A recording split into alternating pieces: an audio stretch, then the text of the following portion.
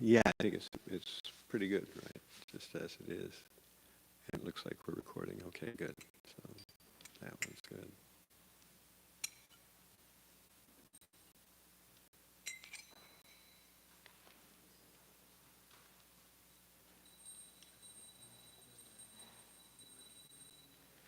Jaya Radha Madhava Kunja Bihari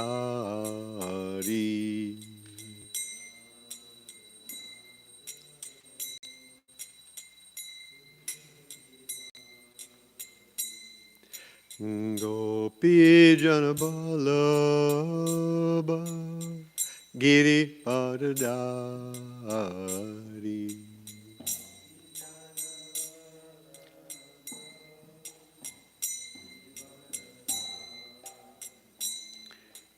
Yasoda Nandana Brajajana Ranjana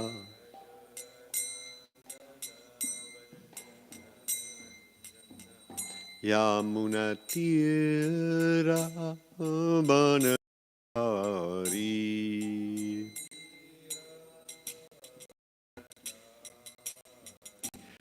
Jaira Dhamadhava Kunja Bihari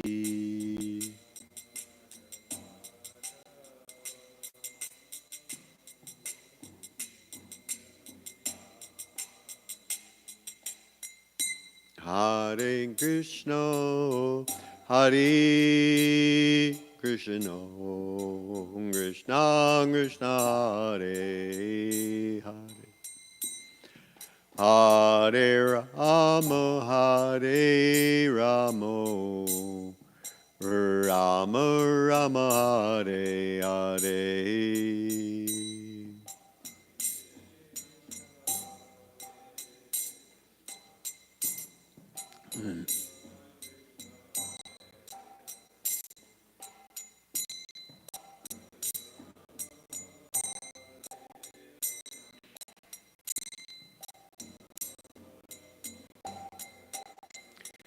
Hare Krishna, Hare Krishna, Krishna Krishna, Hare Hare, Hare Rama, Hare Rama, Rama Rama, Hare Hare.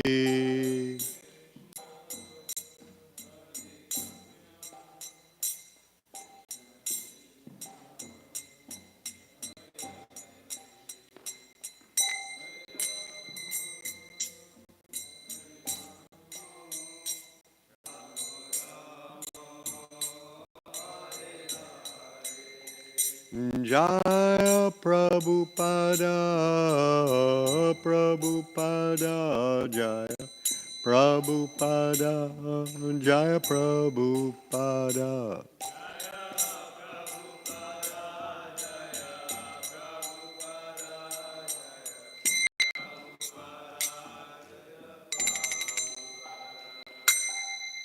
Jaya Om Vishnupad, Paramhamsa Paramajagacharya, To Tarasata Shishimad. Divine Grace, A.C. Bhaktivedanta Swami Prabhupada Ki, Ananta Koti Vaishnava Binda Ki, Rantrad Shimad, Bhagavatam Ki, Sambheda Bhaktivedanta Ki, Gaura Premanandi. All glories to the Assembled Devotees. All glories to the Assembled Devotees. All glories to the Assembled Devotees. All glories to Sri, Sri Guru, and Sri Gauranga.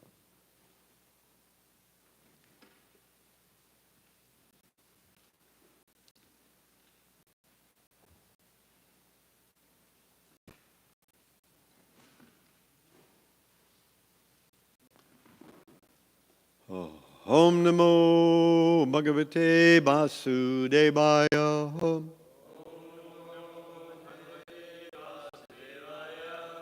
Om Namo Bhagavate Vasudevaya. Om Namo Bhagavate Vasudevaya.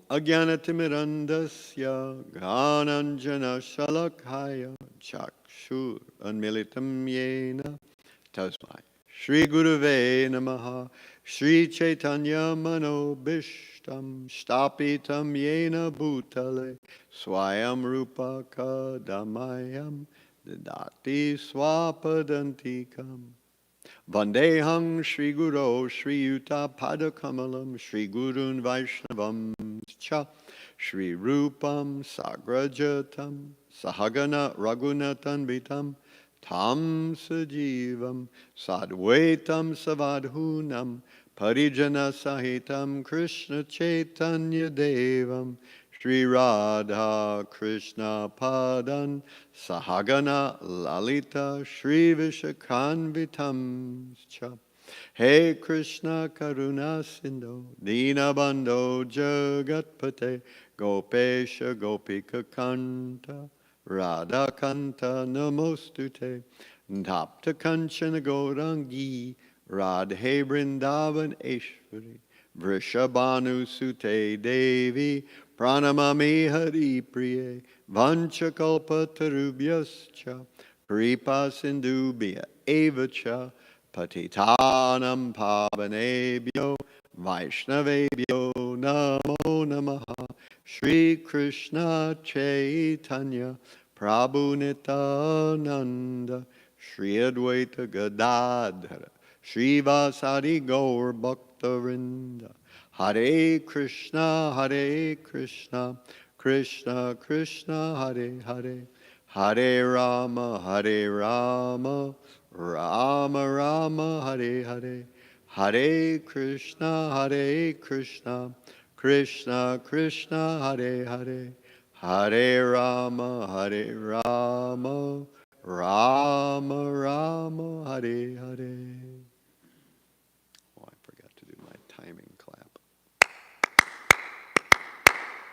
Okay. So I'm pretty sure we're on Canto 3, Chapter 14, Text 20, right? Okay.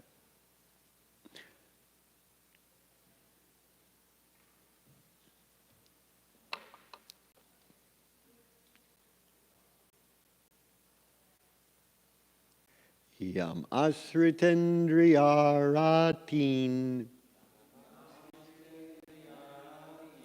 Yam asrityendriyaratin Durjayan itarashramahai Durjayan itarashramahai Vayam jayema helabhir Vayam jayema helabhir Dasyundurga patir yatha Dasyundurga patir yatha Yam asrityendriyaratin Durjayan itarashramahai Vayam jayemahe labhir Dasyundurga patir yatab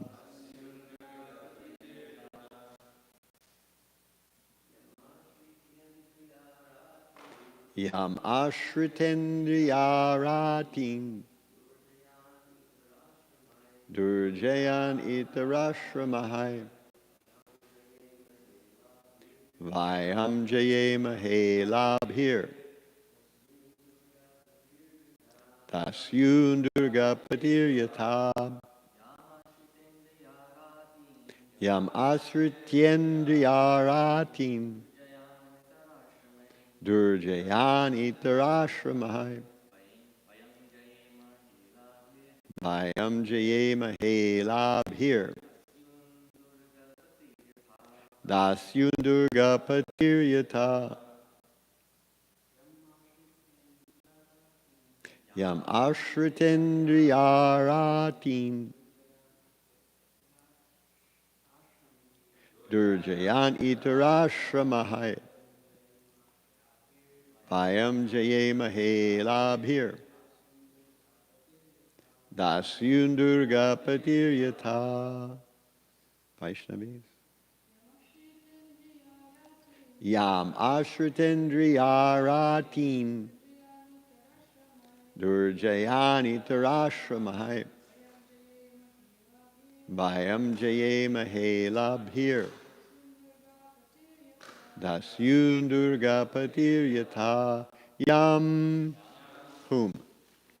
Ashritya. Taking shelter of. Indriya. Senses. Aratin. Enemies. Durjayan. Difficult to conquer. Itara. Older than the household. Other than the householders. Ashramahai. By orders of society. Vayam. We. Jayema. Can conquer. He labihi. Easily. Dasyun. Invading plunderers. Durgapati. A fort commander. Yata. As a fort commander very easily conquers invading plunderers by taking shelter of a wife, one can conquer the senses, which are unconquerable in the other social orders. So, responsibly. As a fort commander very easily conquers invading plunderers by taking shelter of a wife, one can conquer the senses, which are unconquerable in the other social orders. Okay, so here is Prabhupada's purport.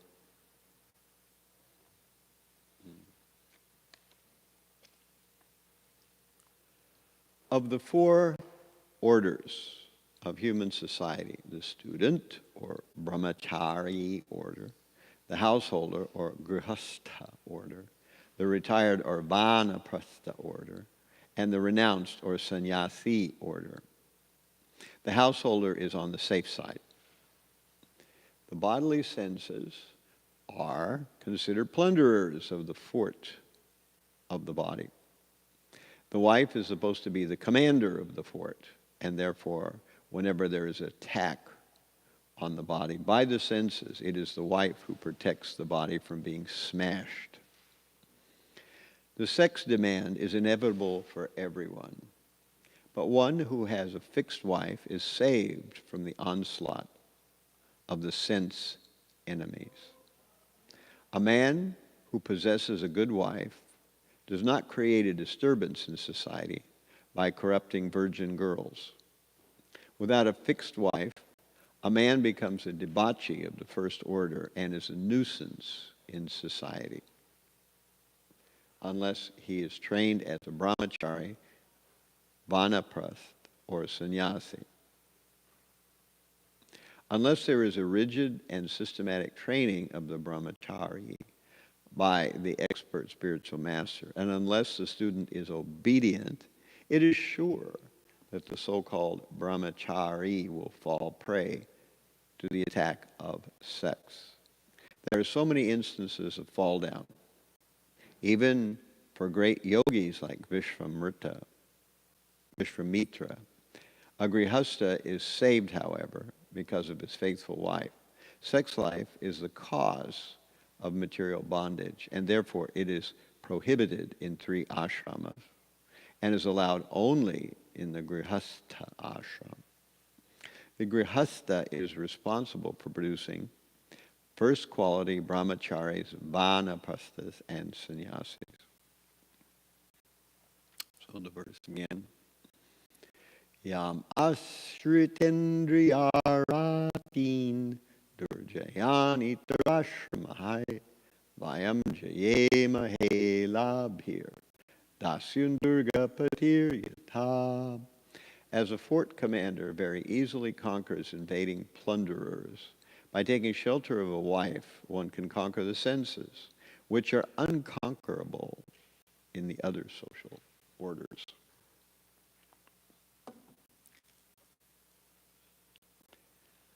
So, we all have heard about the varnashram system, that there is brahmachari, grihastha, vanaprastha, and sannyas.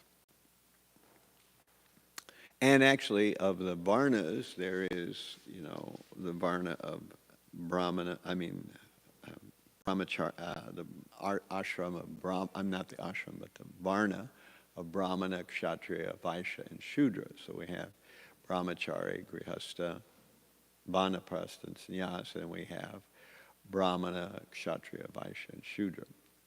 So there are 8 categories. And it's interesting that the vaishya grihastha is the only one of all those categories that does anything, that produces anything. The brahmanas, they don't produce anything, they just teach. The brahmacharis don't produce anything, they're just learning. The kshatriyas don't produce anything, they just organize. The sudras, they just labor on behalf.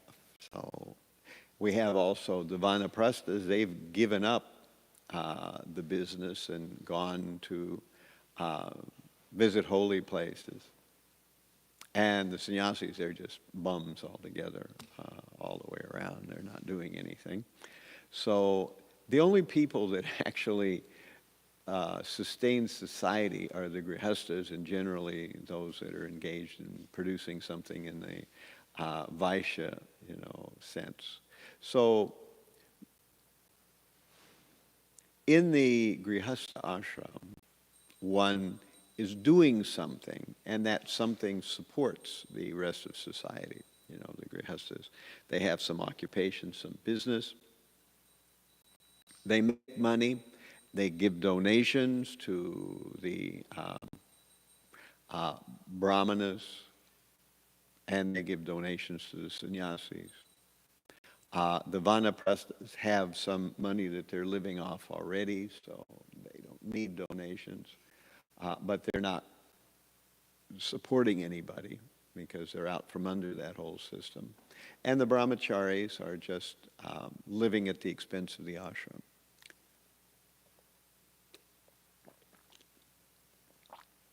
So this is kind of the productive ashram, the grihastha ashram. Of course, it is not that if things were different that the society would collapse, but basically because most people want something material, it makes sense for them to be in the grihastha ashram and to gradually work out of both their material passion and their tendency to be attached to sex life. It makes sense to work out of both of those things by being in the grihastha ashram. So we all know that men are attracted to women, women are attracted to men. It's same story since the world began, nothing new there. And sex life is the big hurdle for practically everyone. We were talking about the other week, that verse, Pumsam striyam mituni bhavametam tayor mito hridaya grantim ahu ato grihakshepta sutapta vitayar janas yamoho aham mameti. So attachment between male and female is the basic principle of material life. On the basis of this misconception, which ties together the hearts of the male and female, one becomes attached to body, home, property, children, relatives, and wealth. In this way, one increases life's illusions and always thinks in terms of I and mine. So this is kind of the basic thing. But since sex life is such a difficult thing to cross over, for most people, the solution then, as is mentioned in this verse, is to become married. And in this way, the wife protects the husband protects the wife.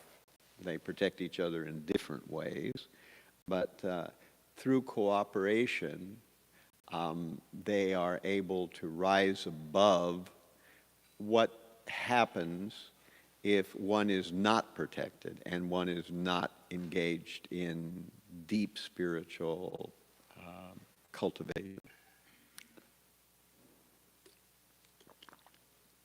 So, as Prabhupada said, if someone's not trained, if someone's not in an ashram, then naturally, as we see limitless examples of in our society around us, the natural thing is for people to enjoy sex activity completely outside any kind of restriction, outside of any kind of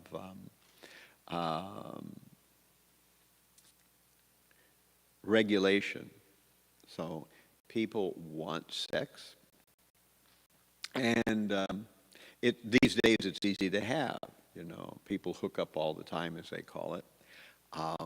You go to a bar or a club, or you meet somebody, and you know, you go to their place, or they go to yours, or you're in a hotel room, and there's a wife or husband involved, et cetera, and then you do your business, and you enjoy.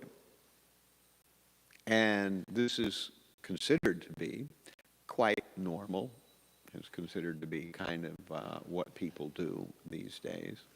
But nobody thinks about the fallout from these kind of engagements, from this kind of loose sex life. Because whatever you say or whatever anyone does, sex is about creating babies.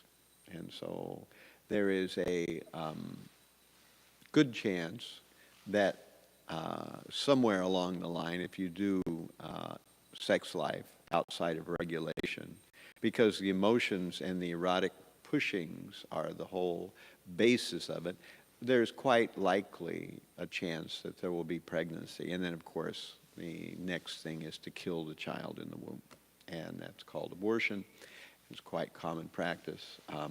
Just recently in America, the Supreme Court overturned an easy access to abortion. But unfortunately, this doesn't change the mentality of people who will want to have those abortions some way or another anyway, because they don't want the child. You know, there was a song one time, I forget who wrote the lyrics to it, you know. Well, pardon me for getting born, but I was invited, I could have sworn. There was a song that a devotee wrote, actually. You know, it was there was a lot more lyrics to it, but it kind of gets right to the heart of it. Pardon me for getting born, but I was invited, I could have sworn.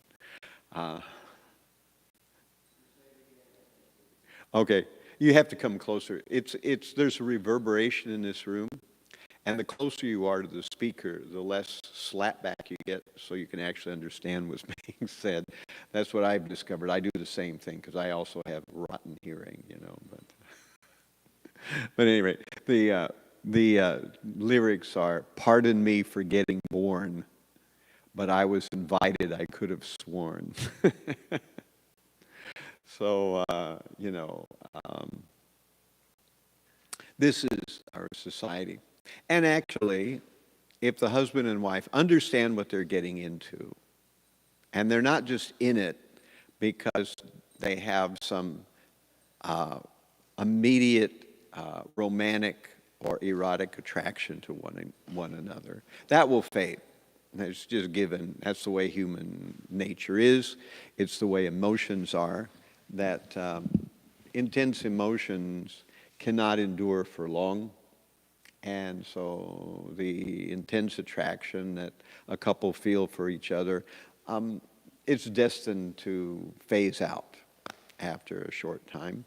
And then we find out what the relationship's really made of, you know. Is it that they're just together because there was an attraction, an emotional, an erotic attraction? If so, then the relationship will probably disintegrate.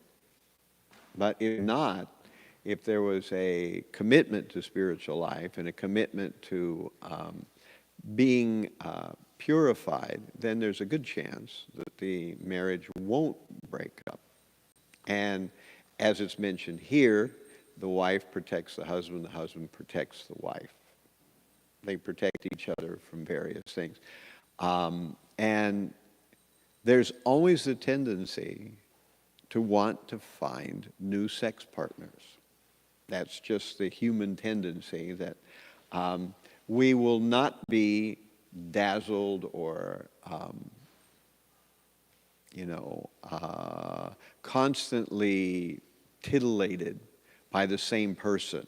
Eventually, others will become much more attractive to us. So if we let our emotions and we let our attractions run free, then the natural tendency is that there will be cheating. And usually marriages break up. Or sometimes people don't even care. They didn't get married in the first place. So they just move on. And this is our modern society. And each time a close, intimate relationship is established, endures for some short time, and then is broken, there is enormous amount of an emotional and personal grief and disturbance. So this is why people who have serial monogamy, as we call it these days, usually a man and a woman are kind of together as a couple, but they may not be together for very long, and then the man moves on, the woman moves on. So as a result then, this making and breaking of relationships is something that causes a lot of turmoil in the heart, in the consciousness. And, we see all the fallout that goes along with it, paternity suits, custody contests in the court, dividing the house and the property of the couple. How will that be divided? Et cetera, et cetera. We have, emotional longing for the one that we broke up with two, emotional engagements ago, et cetera, et cetera. We have venereal disease coming into the picture. We have all these things. So the sex life is in no way free, and it actually carries with it quite a high cost. So those who are a little sane can understand that if they're going to get involved in sex life, it should be with one person. And no matter what you say, if the couple stays together, it's best for the children, because children do not work well. They do not respond well when they have multiple parents. When they have an ex-father or a stepfather, et cetera, et cetera. Usually in our modern culture, the wife gets custody of the children.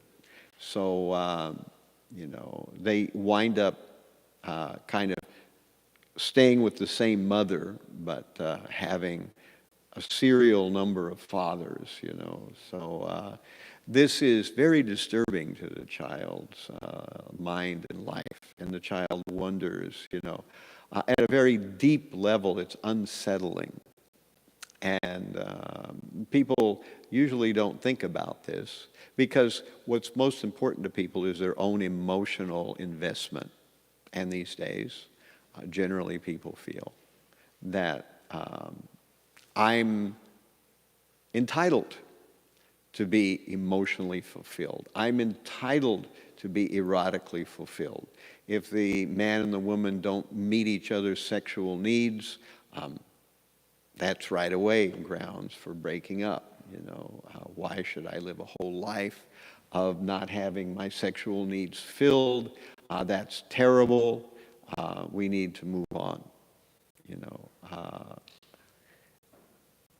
People didn't used to think like that, but that's because people think in terms of the purpose of life is material enjoyment. And when people think in terms of material enjoyment, then all this collateral damage has no real meaning in their thinking, in their calculations. What will happen to the children? How will they be impacted by our breaking up? DIOVRCE. There's a popular country song about how, the husband and wife are working on a divorce, so they spell it out when they're with their child, so the child the child isn't at the point where they can spell yet, so they talk about how I wish I could stop this DIVORCE. So, this is the whole thing, and this is not something we hear only in Bhagavatam. This is quite well known in society in general. But the solution isn't understood, that people have to learn how to engage in spiritual life, because only if a person is engaged in spiritual life will there be a motivation to control the senses. Will there be a reason to try to live a life where we know that the man won't be perfect for the woman won't be perfect for the man.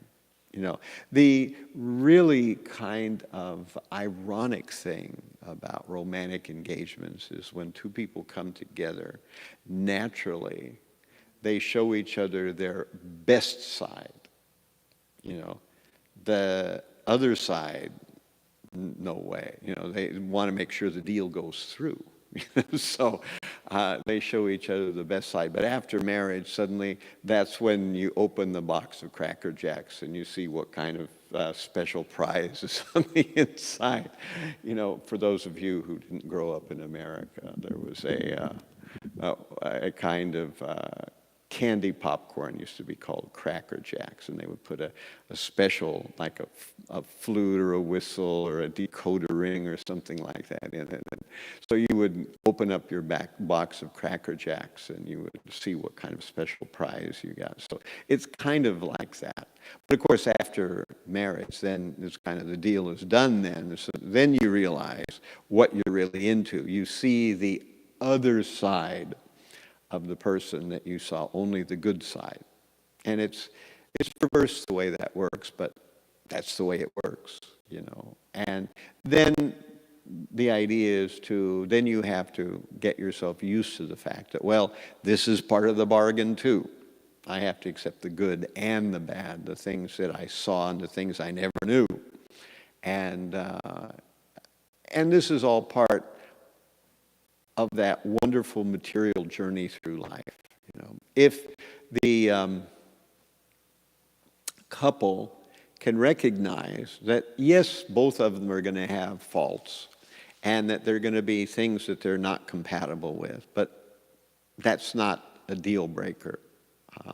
That we're really here to make spiritual advancement. We're really here to try to keep ourselves from just wandering out in the world, making sex contact after sex contact, and being emotionally deranged after some time, and being the authors of many abortions and, other kinds of issues.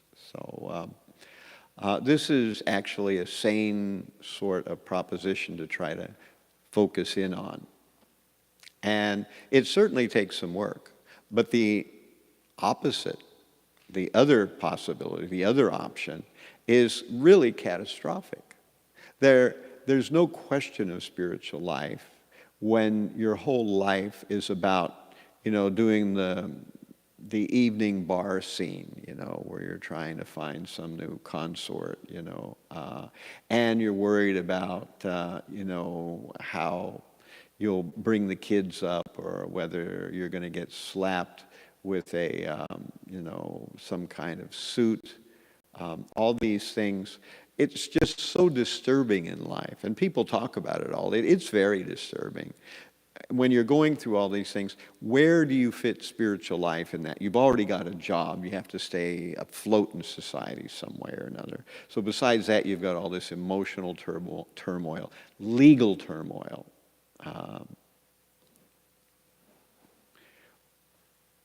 When happy ever after fails, and lawyers dwell on small details. There's another song like that. When happy ever after fails, and lawyers dwell on small details. Why are we haunted by these fairy tales when Daddy had to lie? So, these are, the kind of realities that people deal with. But the Vedic system, and not just the Vedic system, it's there in all religions. All religions have marriage, but marriage is getting a bad rap these days, and not many people are buying into it. The Bible has that saying, better to marry than burn. So that's an interesting way of thinking about it. But here, Prabhupada, he tries to explain why it's sensible and reasonable to attempt, if we're going to, for most of us, the issue will be to get married and to try to live harmoniously with a partner and to bring up children, and in this way conquer over sex life, as this verse suggests. The wife is the commander of the fort that protects the body from being smashed, provided the man actually wants to be protected.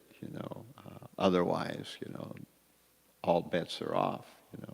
And if the man has some spiritual training, some knowledge, there's a good chance that he has some understanding that this is by far the better option than going the other way of the, wild life of 2 or 3 failed marriages and legal ramifications and children with several partners and the whole thing, which is kind of almost a default in our modern society. So, by the way, this, does not mean, sometimes it's misinterpreted, especially in some places in our society. The wife is not a masturbation machine. The wife is neither someone who should be abused physically. There's no,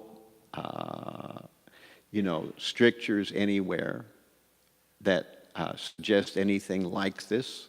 This is not a part of our philosophy, though. I don't know where these ideas come from that the wife is like a mridanga. It's better when you beat her. Where do these ideas come from? It's certainly not the Bhagavatam. You won't find that verse in the Bhagavatam anywhere. And in ISKCON today, this is a serious matter. If you're in leadership position and it becomes known that you're abusing your spouse, then you will be immediately investigated. So I just wanted to kind of clear the air on that topic before we moved ahead, So this is also why we engage in chanting Hare Krishna, why we engage in daily sadhana. We do these things so that the sex desire will be diminished, Vacho Vega, Manasa Krota Vega, Jiva Vega, Udara Pasta Vega, Eitan Vega, Nyovisha Hetadira, Sarvam Apimam Pritivim Sasisyat. That if we can control the tongue, belly, and genitals, and Prabhupada in the purport says that those are in that order. If you can control the tongue, you can control the belly. If you can control the belly, you can control the genitals. So if one can control, then one has a good chance for overcoming sex desire. And of course here Prabhupada, he talks about Vishvamrita Muni.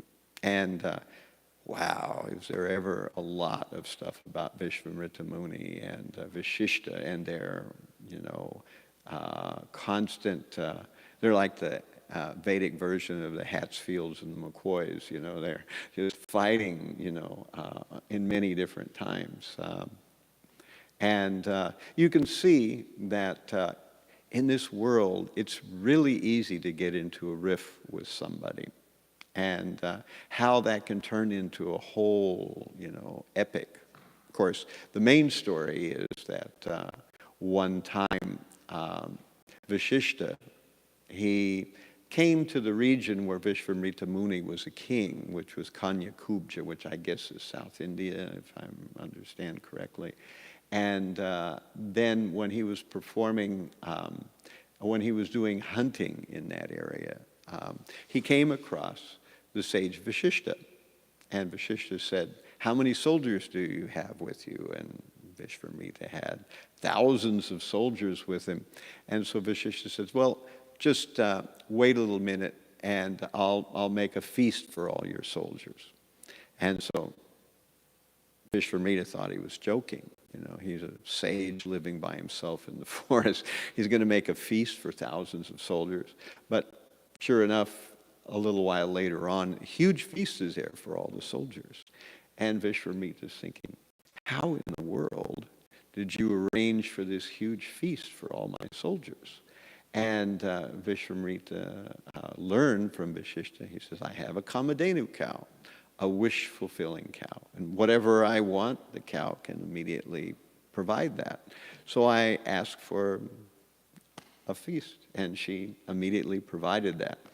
Naturally, being Vishvamrita started thinking, he said, well, I should have this cow. How about if I give you 100,000 cows in exchange for your Kamadhenu cow? And Vashishta said, no deal. This is my cow, and she can provide, she was given to me specifically, she can provide anything I need for doing my sacrifices. And I cannot accept your offer. And Vishvamrita said, but I'm the king. It's customary that whatever the best is in the kingdom should be offered to the king. So you should give me this cow. And Vashishta said, no, I can't give you this cow. And so the king said, well, then I guess I'm just going to have to take the cow. And so he had his men try to rope the cow and move it away. And the Kamadhenu cow came to Vashishta and said, my dear Vashishta, why is this uncultured man taking me? Please stop him. And Vashishta said, I am a Brahmana. I'm not supposed to fight. The wealth of the Brahmanas is that they are forgiving and they're nonviolent. But you, my dear cow, you are quite competent to protect yourself. If you want to stay with me, then you arrange for your own protection. And the Kamadhenu cow said, thank you.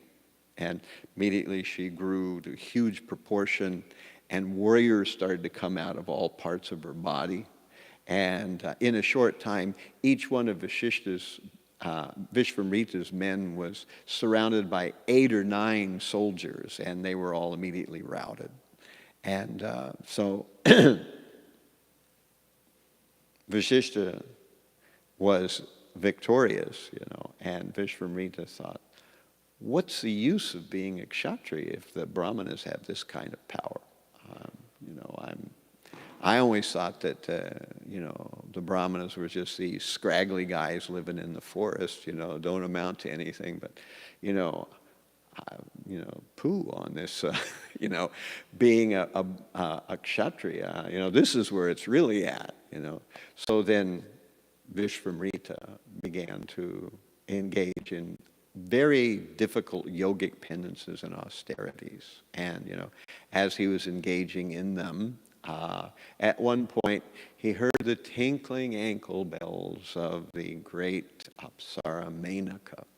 And because when he opened his eyes, he saw Menaka, he began to be attracted, and eventually, had children with Menaka, of course, as Prabhupada said, Shakuntala. She was kind of, sort of the head Apsara rock star, most beautiful of all, So, and then, Vishramita realized that he had fallen from his penance and austerities, and he left aside his wife and daughter and went back doing penances. But Prabhupada contrasts Vishramita with, Haridas Thakur, who was tempted by by Maya Devi, actually, in a secluded place, and before that by a prostitute that was hired, yet he didn't fall down. So what's the difference between these two stories? The story of the yogi Vishramita and of Haridas Thakur. And the primary difference is that Haridas Thakur was actually chanting the holy name and taking shelter in genuine spiritual attraction to the Supreme Lord. So he was not tempted by, first, the prostitute that the Qazi sent to try to allure him and defame him, so he wasn't tempted by her. And then later by Maya Devi herself, so he was able to stand the test. Whereas Vishramita, who was just a powerful yogi, the minute he saw Menaka, was immediately attracted and fell from his vow, because he was not actually able to control his senses. The senses can only be controlled when there is a higher taste. The senses can only be controlled when someone has a focus on the Supreme Lord. So we have the verse, Yene Ravandaksha Vimukta Maninas Tvayashta Bhava Abhishuddha Buddhaya Aruya Krishna Param Tatam Sada Pasyanti, what is it? Patanti Nadrata Yusmad Angraya. I got most of it, but at any rate, that's the basic verse. And this verse is saying that there are those who imagine themselves to be very advanced, but they're Avishuddha Buddhaya. Their mind is not actually fully pure. So they, Patantiyada, they fall down again. Because of not taking shelter of your lotus feet, Yusmad Angraya. So because they don't take shelter of Krishna's feet, they fall down. So this is what we are trying to do. We may do it imperfectly, we may do it in fits and starts, but because we are trying to take shelter of Krishna's lotus feet, we will eventually be purified, and we will make progress. Whereas if we just try with our own material concoction of trying to control the senses, generally speaking, it will fail. And of course, the other hidden fine print in overcoming sex life, particularly in this modern world, is not to make offenses. If you make offenses against devotees, there's a good chance Krishna will remove that protection and you will be once again snared. And the easiest way to be snared is through sex life. So I want to leave some time for questions. I talked a little longer than I usually do. I had a whole bunch more to say that I didn't get to, but at any rate, we'll see what kind of questions we have from our august assembly here today.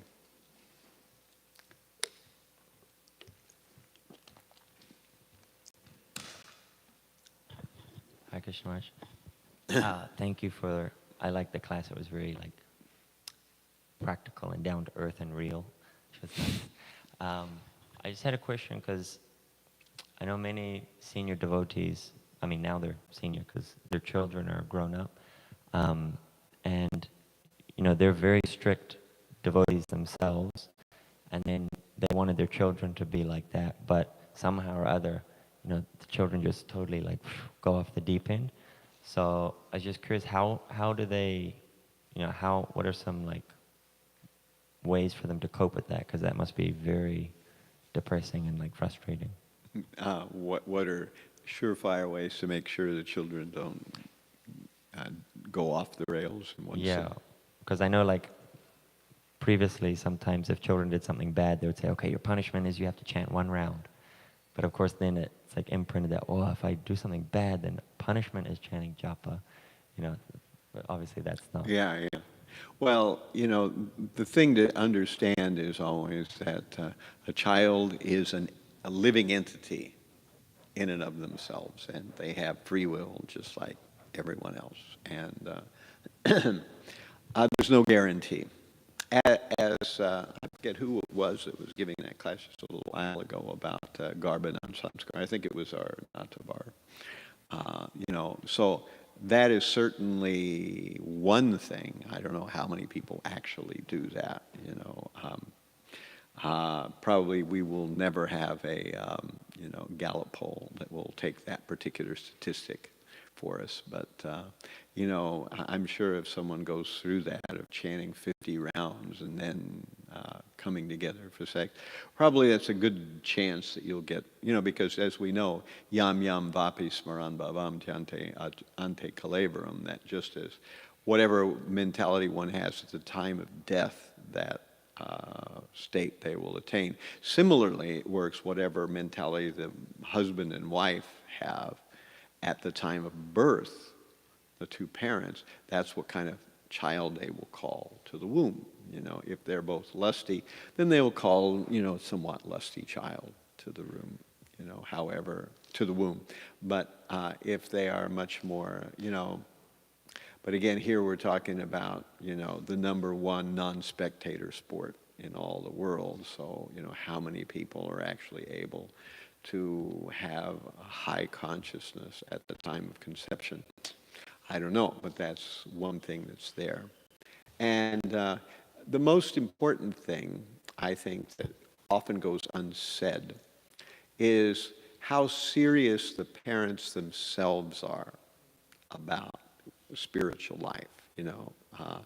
There's this idea, don't do as I do as I say. So if the children see the parents are, fuzzy-wuzzy about spiritual life, they'll think, if you can't kid the kids, they're going to understand that the parents are only sort of lukewarm about spiritual life. And, so there's a tendency then to also be the same way. If the parents are very serious about spiritual life, that's going to have a nonverbal impact on the children. But then again, we have even that Advaitacharya had 6 sons. 3 of them were, bad sons, as usually described, and 3 of them were good. So, not always up to the parents. Again, there's a whole lot of factors involved. Other questions? Yeah. Can you? I have heard that the kid chooses the parent before they are born. But that's something just I have heard. You've heard that what? I've heard that the child chooses their parents at the time of the birth. Is that true or like? I'm having trouble. Right, right. I'm not sure about that. I think in some cases it definitely happens if they're coming from the heavenly planets, But I'm not sure if that always happens. I think in general, the karmic situation is what chooses the parents, that we are given a particular body, a particular country, a particular mother and father, a particular nation that we take birth in, all as a result of both our material desires and our karma, bad and good, so that if a person's karma is not so good, then they may get born in a country where there's a war going on, where there's a lot of strife, or where there's poverty, or where, there's some disease or other calamity taking place. Then, of course, sometimes people are attached to a particular, family, and that's such a driving thing that they wind up getting born in that same family. Maybe not in the same situation, but the grandfather becomes the son or the grandchild, so maybe it works like that. I don't know how often that happens. But both of those things have an effect, it's not just our desires that figure into it, but also our karma. So we may wind up getting born somewhere because of our particular karma. So in one sense, we did choose it, but not in the sense of, looking at a brochure and pressing, option 5. We didn't get it like that. We we did instead choose it indirectly by living a life of a certain type, and now we have a certain outcome of that life. Yes. Hare Krishna Maharaj, I've been reading Srila Prabhupada Leelamrita. Again, I started from the beginning, and I just find it so fascinating, Srila Prabhupada's life. As an acharya, he's showing so many different facets of spiritual life, and also along with so-called material life. And I just find it interesting. There's a couple points how Srila Prabhupada's own children, and we were just mentioning, most of them weren't interested in spiritual life, or his wife, or his wife either. And then, I mean, yeah, right. So, I mean, I think sometimes, this is, I one time had the realization, one time one of the ladies was telling me about her children and how they'd done all these things. And I thought, this sounds to me like, Krishna putting people through what he feels when we leave the spiritual world, having your children do something, completely, leaving you aside. It's kind of like maybe that has something to do with it, but still it's part of the whole story. The nice thing is, though, that it all comes out in the wash. In the end, we'll all go back home, back to Godhead. At some time or other, everyone will figure it out. But in the meantime, better to do it sooner rather than later. And, sex life is probably if we can get over that hurdle, the rest of the stuff is small stuff, generally speaking. That's the biggest issue that any of us will face, And these days, there's so many different flavors, too. Chandra has a question.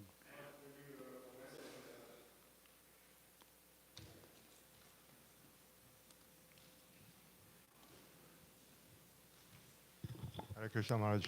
Can everyone hear? I know that there's a lot of things that Srila Prabhupada said that devotees repeat and go completely out of proportion. Right. Can you comment on this saying that very well circulated that Srila Prabhupada made?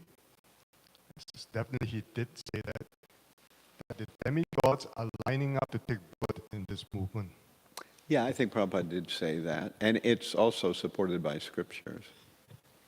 That it's known that although the heavenly planets are a place of maximum enjoyment, that the likelihood of going back home, back to Godhead from the heavenly planets is very low because there's too much enjoyment there.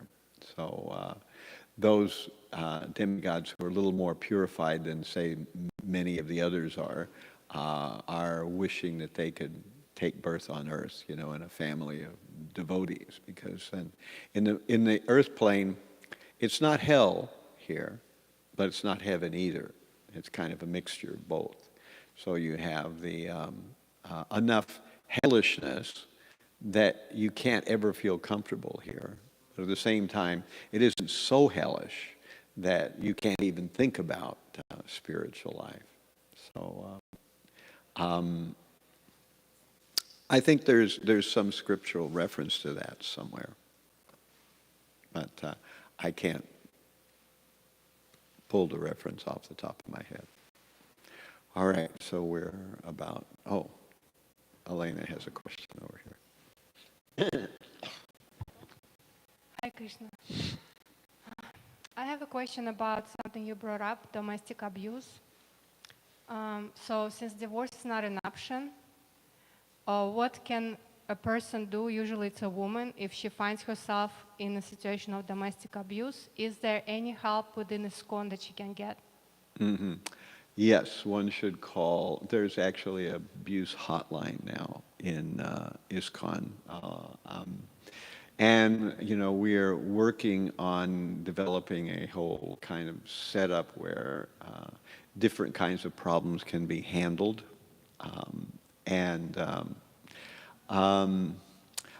I'll see if I can get you a contact information on that, because we're dealing with that both in Sabha, and I'm part of another, subcommittee that's, trying to deal with issues like that. But I know that there is something existing in ISKCON, but I can try to find out the details. Thank you. Okay. All right. So thank you all very much for your kind attention. All glories to Srimad Bhagavatam. All glories to the Vaishnava devotees of the Lord. Hare Krishna. His Holiness Chandrasekhara Maharaj ki.